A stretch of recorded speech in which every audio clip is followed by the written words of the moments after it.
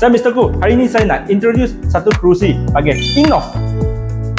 Innov ni dia datang dengan 55mm caster wheel, 5-spoke aluminium, Class 3 gas lift. Seat bawah kita balut dengan PU leather, molded high density foam seat.